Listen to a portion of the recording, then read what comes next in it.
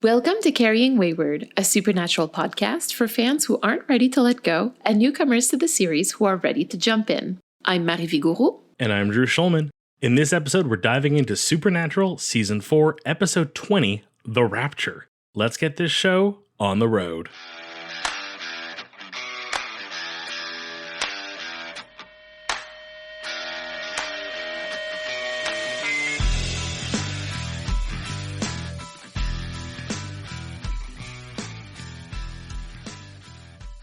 I feel like after the last two major shocking reveals we've had, Prophet Chuck, which I think came out of left field, and the surprise you have a dead third brother, as much as this episode was great, it had so much to live up to as far as like major like moments. The ending was definitely like a kicker, but otherwise... I actually agree with that. I feel like there should have been maybe like a funny episode in between the last one and this one, and then this one might have had more impact. I understand that for the overall pacing of the season, especially so close to the end, like we're too high up on the roller coaster that I'm like, the drop's going to be too quick. I'm excited to see how they handle the end of the season, given where we have left off with 2 episodes left. I mean, this is season 4, and they've done this every single season where they get to like 2 episodes before the end, and you're like, how were they going to make this happen? It often bleeds into the next season a little bit, and I think that that's exactly what we're going to see again. Just, no spoilers here, but... I'm excited to see where it goes. Wonderful. Are you ready to give us a recap of this particular episode? Count me down.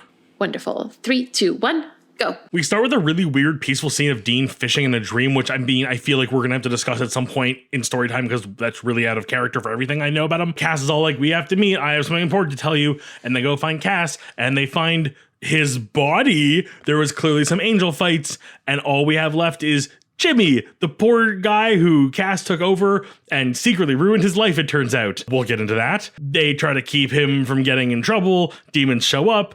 His wife gets possessed. His daughter gets possessed by Cass. There's a big fight. We kind of get this whole subplot of Dean kind of like, questioning things, but like wanting to help him, but also set him free. And then we have Sam's whole subplot of the, I need that demony blood to keep me going. It's great. And then the end big reveal is Sam just full on vampire some poor demon chick before killing her and then gets locked in Bobby's basement because shit's about to get real time. Oh, and Cass gets back in Jimmy's body and they do that whole like, we'll talk about it. Do you want to go to the long game right away? Yes, please. So a few highlights here, not as many as we've had in the past few episodes. Angels can visit humans in their dreams. I feel like it's also important because Cass's big issue is he doesn't want to talk in the dream because someone else could be listening, which makes me feel like it's other angels. Okay, I'm not too far off for that one, but good to know. We meet Jimmy Novak, who's a devout man from Illinois, and he is Castiel's vessel. And again, I'm sure I'll get to it again later, but in case I don't, the acting, Jesus. Because we've sang the praises of Jared Padalecki and Jensen Ackles in the past and like how they've both had moments to really shine. I think this episode for me kind of highlights the range of Misha Collins. For it to happen so quickly after he joined the show and like after so few episodes of Cass actually being in there, it's definitely impressive. We also meet Claire and Amelia Novak, who we will both see again. That's exciting. You know what? Like, I have a criticism we'll get to later, but this felt very like they were just there for the sake of this episode. So knowing they get like more screen time, I'm excited. Jimmy loves burgers. We're going to need to keep that in mind as well for next season. Okay. The scene where Cass initiates contact with Jimmy is very similar to what we saw in Houses of the Holy and also in Lazarus Rising when Cass is trying to get in touch with Dean. I kind of like how that language stayed, even though it started with a ghost who only thought it was an angel, I guess. I find that a fun exercise would be to go back and watch Houses of the Holy together and be like, oh, this is like, this could be an angel. This could be an angel. This could be an angel. That'd be a fun exercise. I'm down for that. And the big reveal, Sam has a demon blood drug problem, so much so that angels are starting to notice. I got the vibe that was kind of the angle we were going for in the last few episodes, was kind of like a feeling of it. And this episode really drove it home. I mean, they some of the very obvious things, the way he spoke to Ruby on the phone, like the I need it now, stop what you're doing, come over here. And I mean, to the literal point of, well, it's right here in front of me and fresh. I might as well, even if everyone can see me because I'm that desperate. A cat finding catnip. We find out that being a vessel for an angel has something to do with blood. The vessel also has to consent to being possessed by an angel, unlike with demons. You know what? At least for as much shit as I've given angels in the actions they take, at least there's this level of like permission. And finally, we get a coming up montage, which we don't get all that often. So I sort of wanted to know what you thought about it. I actually missed it, and luckily while putting my notes together last night, well, I mean, I see the credits and I assume the episode's over, so I hit stop. So luckily I saw your note and I was like, let me go check. I feel like the amount of content they put in that coming up feels like a full 5 more episodes worth of information. Yet somehow we're going to squeeze it into 2 and probably still conclude the season on some level. I'm very intrigued to see again how they're going to fit all this into 2 episodes. I mean, that's always the question, like I said, right? So you know what? We are so close now. We only have 2 episodes left after this one. So are we ready to move into story time? Let's go.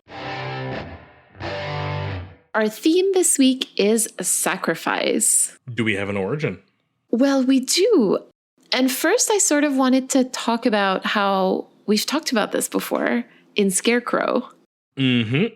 And one of the things that we had discussed at the time is that for the sacrifice to be meaningful, the thing that you give up has to be very painful for you to give up because you care about the thing that you're saving even more than the thing that you're sacrificing. But it still needs to be an exchange. It's still yes, ultimately it needs to be something you want more than the thing you're sacrificing. The sacrifice still has to be hard. The word sacrifice comes from Latin origin, and it means to make holy, which personally I had to sit there for a second in order to really understand it. And if I can bring in today's general meaning, basically is the act of giving up something valued for the sake of something else regarded as more important or worthy. So basically what you are giving up, you are making holy in order to have something else that's even holier to you or even more important. Okay, I see that now. There's a need to kind of sit with it for a little bit and unpack that slowly, remove the petals once at a time. Yeah, usually the etymology game, it's really easy to play connect the dots, but this one really felt like a crossword puzzle from the harder level of the New York Times. You're just I don't get what these clues mean. So this episode this week doesn't really revolve around Sam and Dean. It revolves mostly around Jimmy. So we'll definitely be talking about him today after we talk about the brothers. They obviously both get their moments, but realistically, this is the Jimmy show. This is the Jimmy show. You're absolutely right. So should we start with Sam? I think that Sam is in the process of sacrificing a lot. It's been hinted at before. Now we're really seeing Sam depend on demon blood, not only to perform his demon hunting duties or whatever it is that Ruby's helping him with, but also to just feel good and normal, quote unquote, in his life. There's a conversation to be had about addiction here, and we will have that conversation, not in this episode, but we will have this conversation. He's basically sacrificing his life, his well-being for demon blood and for his addiction. The sacrifice of who he was and his life for demon blood is all for that greater purpose of sacrificing his true beliefs and who he really wanted to be or wants to be in order to become this weapon, essentially. I can't disagree with that. I will bring us back to Chuck's comment to Sam about control, where Sam was trying to convince Chuck, and therefore himself, that he was all doing this in order to be the bigger person and offer Dean a chance at life. And then Chuck was like, don't you think that this just makes you feel in control? And then someone was like, oh, no, it doesn't. But we both were like, no, clearly, yes, it does. So that's kind of why I think he thinks he's sacrificing, his life for the greater good. I don't think that that's what's going on. I think that he is literally addicted to the control, to how he feels when he is on demon blood. I will say I think you have swayed me in this one. I still think the argument could be made kind of a chicken or the egg type thing, where is it the sacrifice of his true self to become this chosen one, which then begets the demon blood addiction, or is it the reverse? Is it the demon blood addiction that he is then convincing himself he has to keep doing and it's right to keep doing because the sacrifices he made? It's kind of an Ouroboros type thing. It's the snake eating its own tail. But I think you are right. I think ultimately there was a point where that was the Sam we knew and loved that was doing this for the greater purpose. But I think that Sam is now just a shadow of his former self, and that excuse is just there to let him continue his demon blood addiction with some level of like, no, I have to do it. It's not an addiction. I have to. I don't really want to go into the addiction conversation right away, but there is a researcher on addiction. His name is Gabor Mate, and he's written some books about addiction. He basically approaches it as a way to fulfill an emotional need, right? You consume drugs, alcohol, gambling, like basically anything that you could, shopping, anything that you can get addicted to is something that you use in order to numb emotional pain. I think this is a nice like primer to get us there. How about Dean? Well, I sort of had trouble linking Dean to the theme this week. Like, I don't know about you. I'm excited to hear what you have to say, but I have some great thoughts about it, but you're right. It was a difficult game. But I'm sort of thinking that maybe like his sacrificial moment happens like at the end of the episode where he sacrifices the trust that Sam has in him in order to like cut him off from the demon blood. And I don't want to make a judgment on it because I have thoughts about it, but like I think that he thinks he's doing the best thing for Sam. And I want to leave it at that. I think what he is doing in that moment feels right. Again, we will see what this actually becomes story-wise. I could be wrong. The show has done enough to twist my emotions, so who knows? Well, it's also like if we just bring it back to situations like this in real life, right? Again, like if we're using fiction as a way to like flex our muscles that we don't usually use, in real life, like force putting someone in treatment, it's done. People do it. For some people it works. For some people it doesn't. I think Dean thinks he's doing the best that he can. He's doing what he can with the tools that he has. He's willing to sacrifice a little bit of the trust that Sam has in him in order to do that. No, you are very right. And like I said, you've already got my gears turning on the what does this actually mean, both for the real world analogous and the actual show's story. So we will see how the next episode goes. But you're totally right. It really was hard to kind of like tie Dean to this. And I think you hit the only real point in the story where he has to make a functional sacrifice. But I think that given the theme, we still have a very interesting angle with Dean, if I can use that word. I think angle is the word I want here. He is acting as this in-between point of both Dean's sacrifice for power and Jimmy's sacrifice for the greater good of heaven. Dean is literally watching two people he cares for deeply, and may I just remind our audience, I definitely saw the look that Dean gives to Jimmy when Jimmy is shot. That is not the look of, oh no, a human is shot. That is the, oh no, the man I love, his body was injured. That was a longing look. That stare. He is watching them both make these incredibly difficult sacrifices, both of them thinking that this giving up of their humanity, the sacrificing their own humanity to a higher purpose, but in reality, they're just hurting themselves. He is watching Jimmy give up his life and family to let Cass have a vessel. And even before that, he was abandoning family, and now he's put them in danger's way, all because heaven and God said so.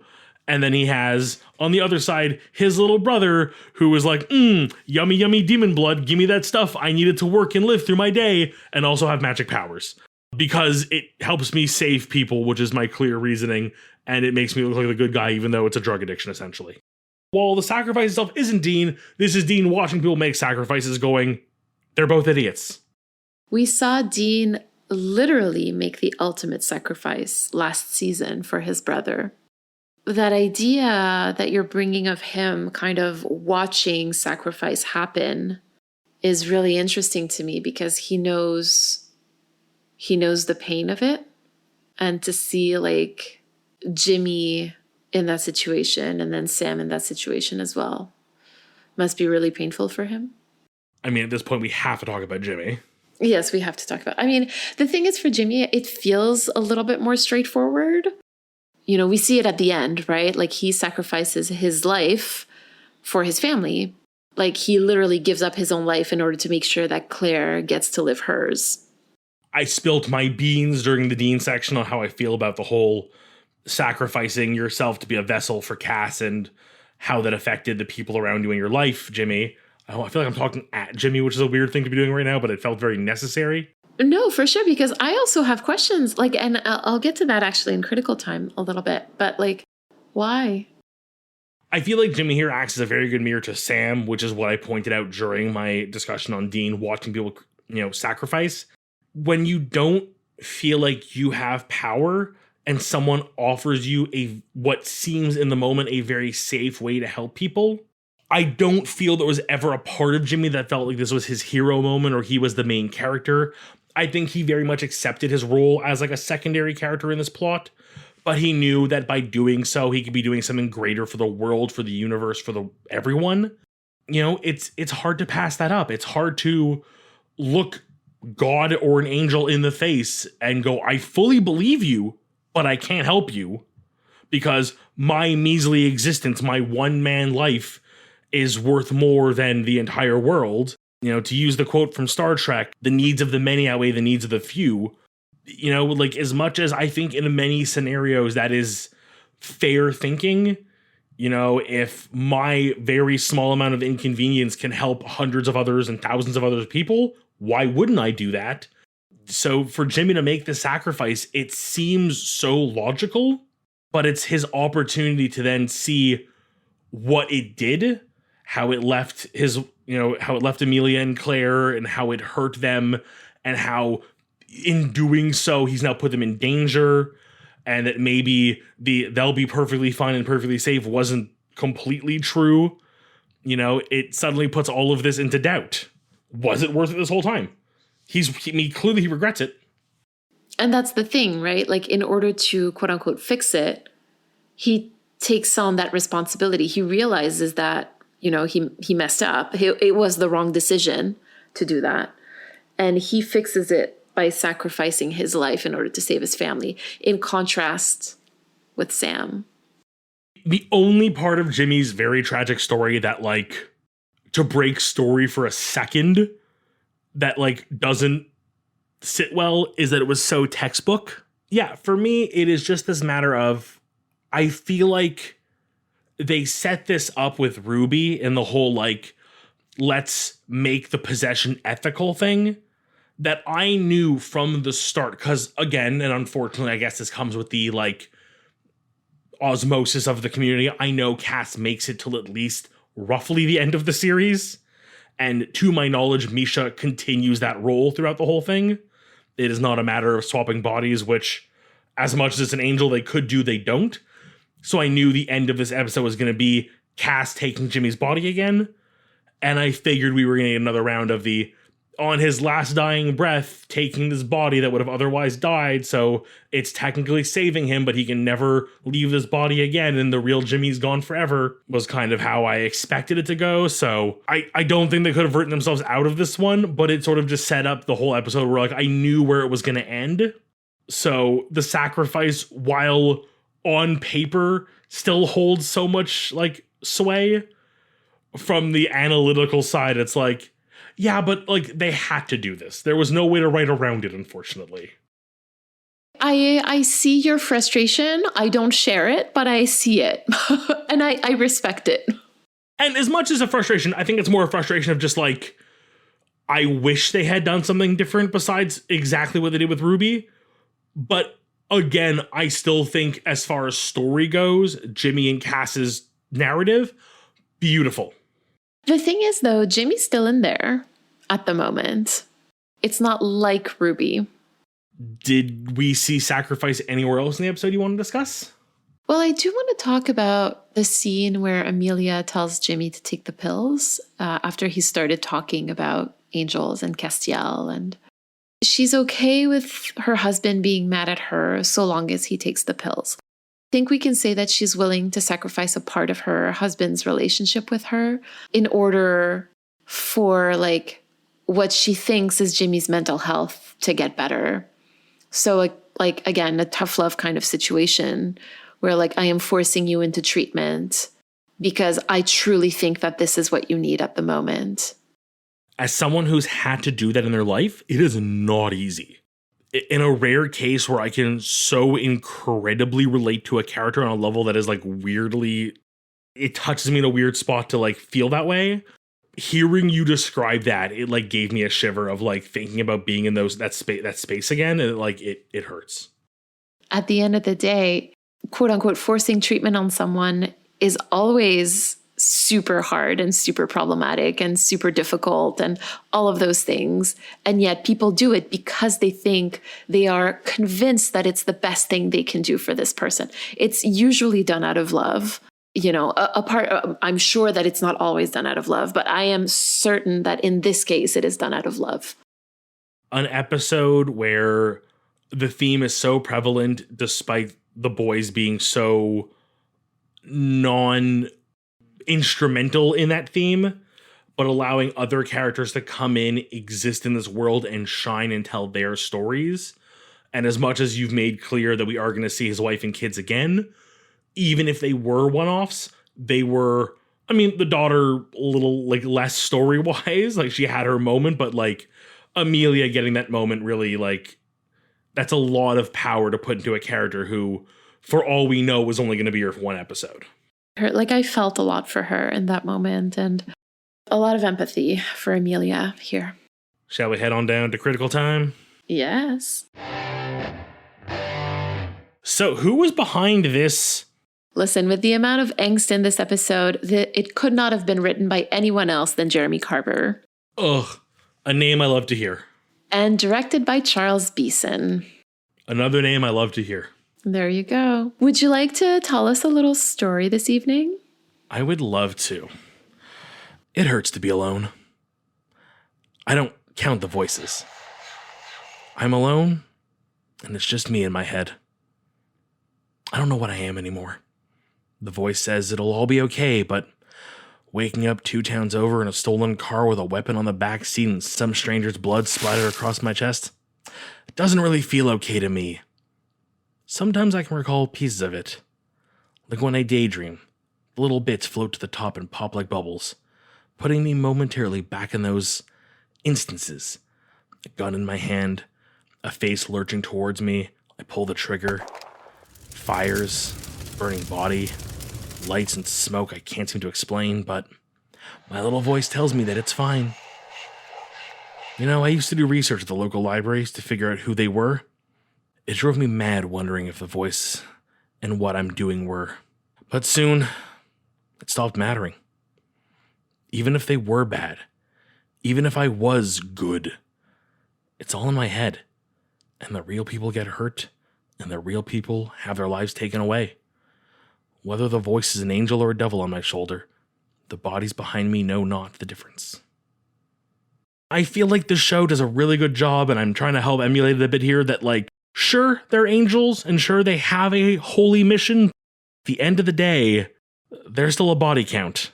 So, should I start calling you Jeremy Carver now? I'm choosing to take that as a compliment. You can take it however you want. Thank you. There wasn't like a lot to go off in this episode. I feel like we've done our due diligence on devils and angels. So, sorry, demons and angels. I don't know why I keep doing that with the word devils.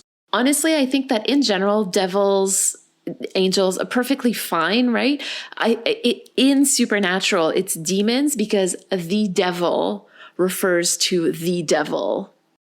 there's like so much similarity between the two. Like, yes, ultimately the goal of the demons is to burn the earth and kill all humans, and the angels, it's to save the earth and save all humans, even though wiping out a bunch of them seems to be totally fine. They have almost as high a body count in some scenarios. Yeah, and the series is not over, that's for sure. And I'm sure it ain't gonna stop. Any thoughts for this week? I feel like this episode made me like ridiculously emotional when I really took the time to watch it. And I think that it was just a hormonal thing because I did just start my period, but I cried watching it. And I don't cry often on my Supernatural rewatches. Like, I know what happens. This was not a surprise to me. But yeah, I mean, like, to kind of come back to my question, like, why do you think that Jimmy accepts to be Cass's vessel? And you sort of gave us the answer before to what you think is the answer. So if I might add my own, I really think that it has to do with his faith and his devotion to God and to Christianity, because Cass does say that like Jimmy has prayed for this. And I'm kind of thinking that this, quote unquote, this isn't actually sacrificing his life for his daughter to not be taken over by an angel. Like he never prayed for that, that's for sure. I think that what he prayed for was purpose, or maybe a greater purpose in life. And he felt like being the vessel of an angel could be the purpose, or the kind of purpose that he was looking for. Which also sort of brings me to ask myself, like, how satisfied was he with his life before? Because like when he comes back, you can tell that he's not taking those moments with his family for granted anymore. I guess rewatching this episode in this lens kind of made me wonder, like, was Jimmy unhappy in his life? And that's not to say that he didn't love his wife and daughter, but was he unfulfilled? Was there something missing? I love this view of it because I think it really touches on something I tried to get to earlier, and I think you just did a much better job of it again. And I love having you as a co-host for that reason. For many reasons, that's one of them. The other is my excellent jokes. Oh, phenomenal. But for me, it is really this level of, I feel like there's this, like, we see in a lot of books and like narrative and film, this like, you feel like you could do more. Like you said, he probably didn't wish to be or pray to God, let an angel come use my body, because that's a thing that a good Christian needs to do. Maybe it is. My Christianity mythos is kind of like meh, but like I don't believe there's a prayer for that particular request. If there is, correct me. But I think you're right. I think he was looking for a greater purpose, to do more, and kind of in that monkey paw, granting your wish, but like not in the way you foresaw it.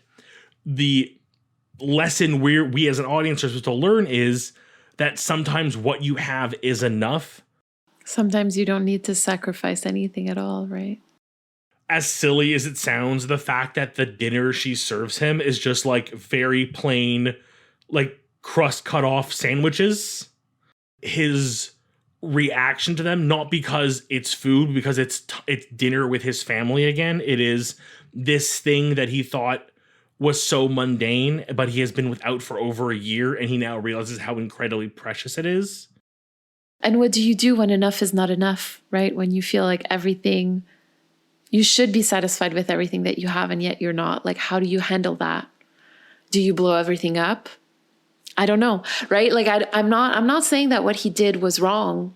He did what he did, and it is what it is. But like, what does this say about us? Like, about us watching this? How do we relate to it, I guess, is more my question. I think I'm good to leave it with that. I think we've both sort of given our input on this one, and we've left enough room for a conversation for our listeners. Sounds good. Speaking of our listening audience, shall we hear what they have to say this week? Yes. This week we have a message from Sans, and before we listen to it, we want to remind you to send a 3-minute voicemail. Where do you see sacrifice in Supernatural? Or better yet, where do you not see sacrifice in this show? Or to respond to anything else we discussed today, you can use the recording app on your phone and just email us the recording at carryingwayward@gmail.com. Hi guys, my name is Sans, S-A-N-S. I always have to spell it out loud because people always think that it's Sam, but it's not. And I'm a trans guy, so I chose my name myself, and I think that's really funny because when I was going to change my name, it was going to be Dean. Because when I was younger, my mum used to call me her wayward son or her little Dean before I even knew I was trans and before I even knew what Supernatural was because I was too young at the time.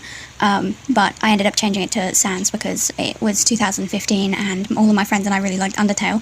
But anyway, at one point you asked us what we think Dean's favourite Halloween candy would be, and I don't have an answer for that, but it did remind me that a while ago I designed 3-course meals inspired by Team Free Will, and I've never made these meals, but I love to plan and design a lot of different things, and I thought you might be interested in hearing the meals.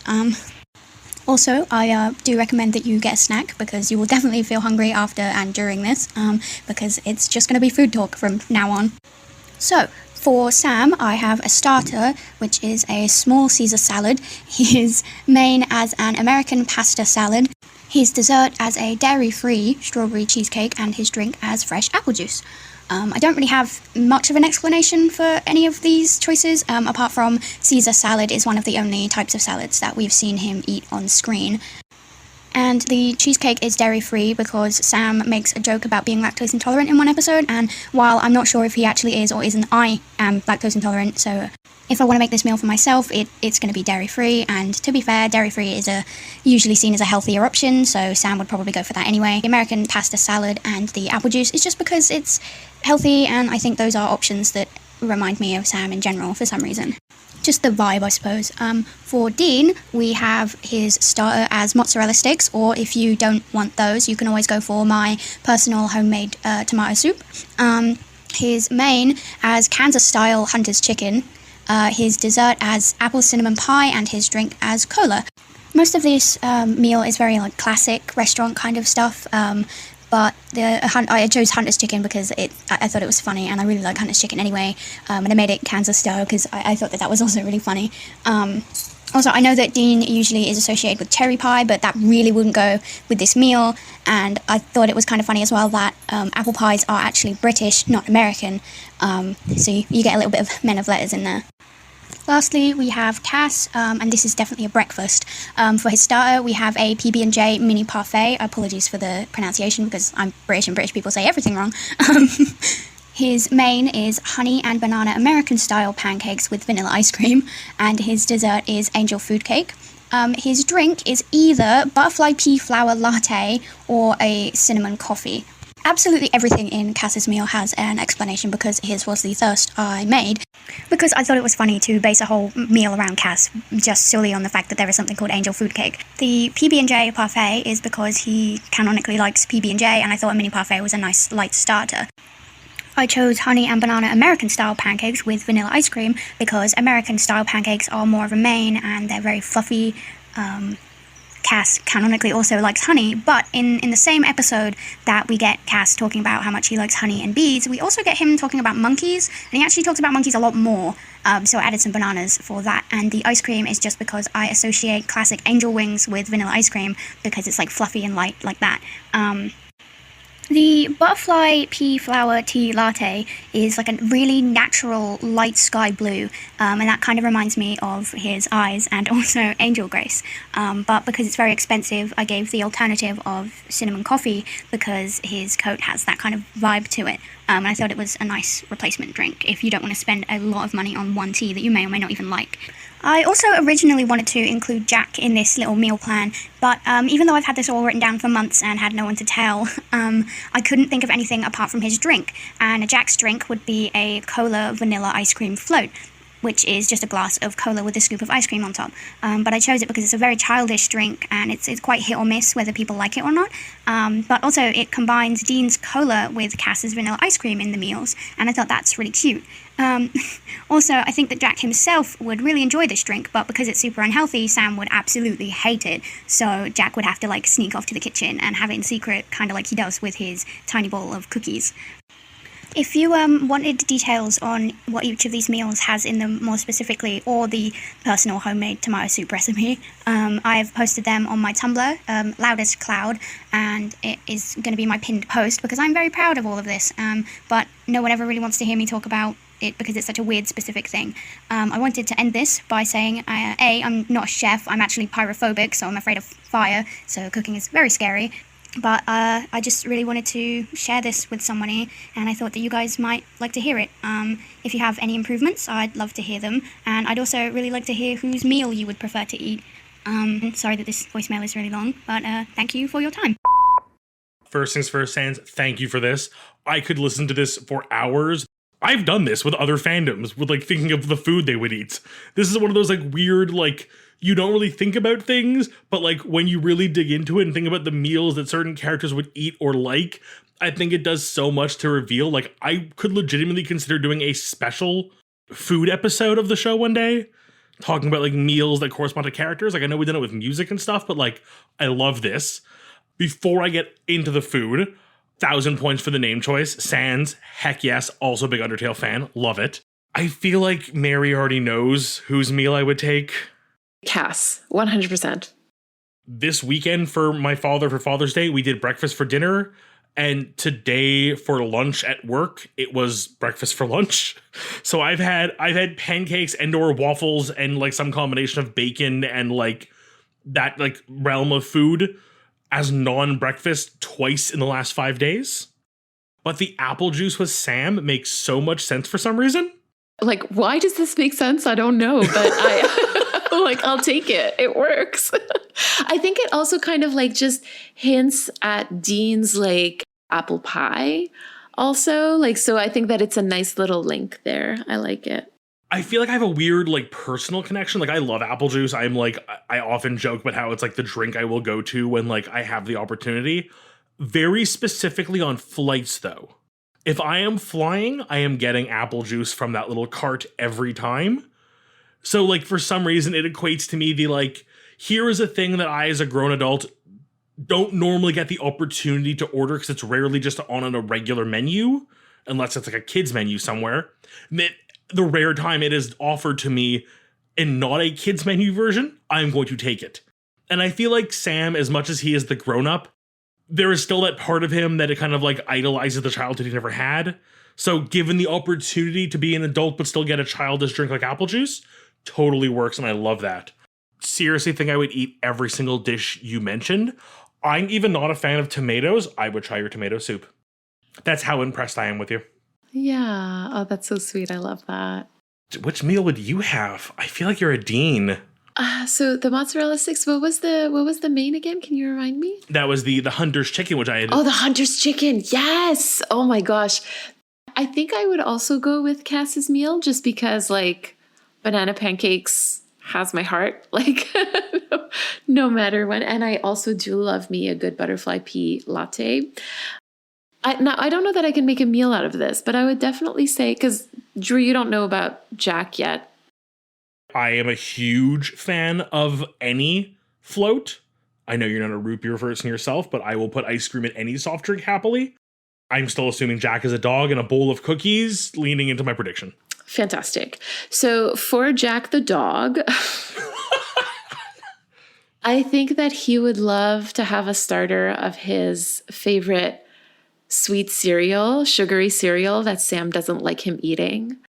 He would also love to have anything that has nougat in it. I absolutely agree with the cola float. I think that works very, very well.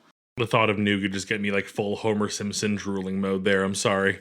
Sans, this was such a sweet voicemail. Like, this is definitely not something that I would have thought about. But the second you started talking, I was like, tell me more. I want to hear more. So everybody, you heard about where to find this amazing recipe and more about this. Go have a look, please. Please and thank you. Shall we reflect a little bit ourselves now on this week's episode? Sure. I had a lot of trouble finding my reflection this week, and then I think in discussing with you, I weirdly got pulled towards what I had like brought myself to.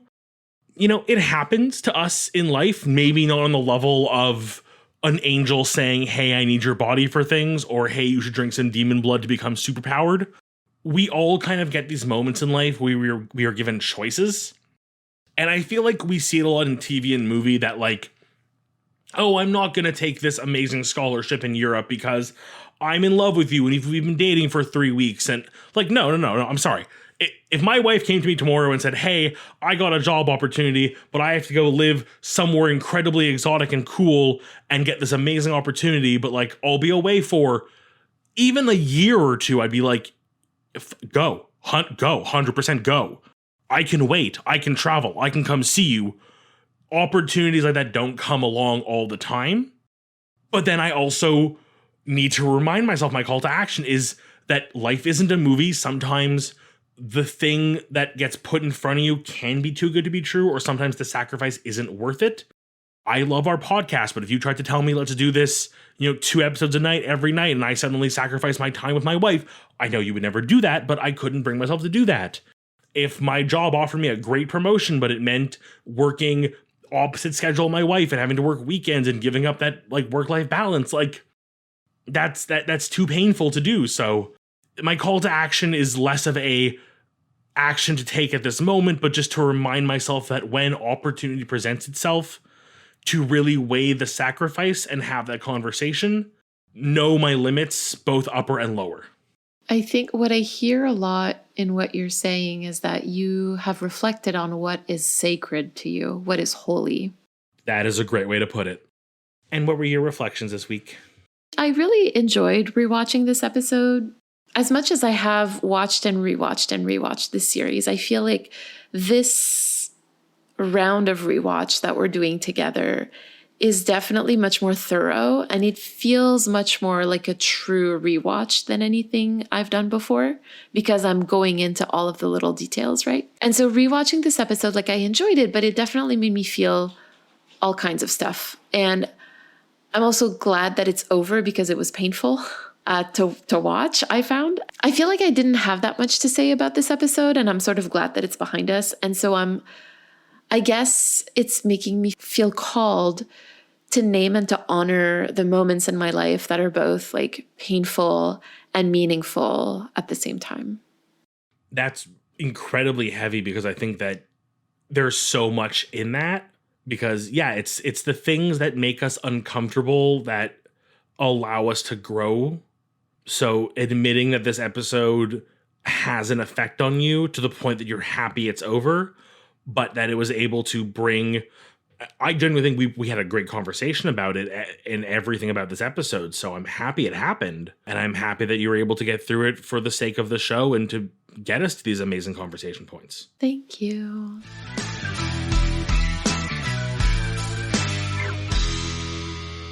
You've been listening to Carrying Wayward, a supernatural podcast produced by Rochelle Castellano, hosted by Drew Schulman and myself, Marie Vicourou.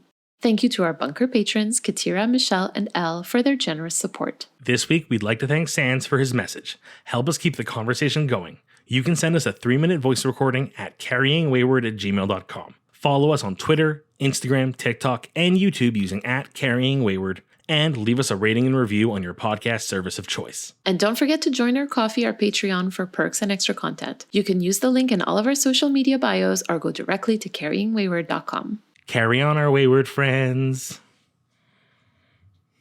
Whap, whap. I don't know why I went so southern on that. It's fine. Let's head on down to critical time. Let's head on down to critical time. You a banjo. Sweet home Alabama.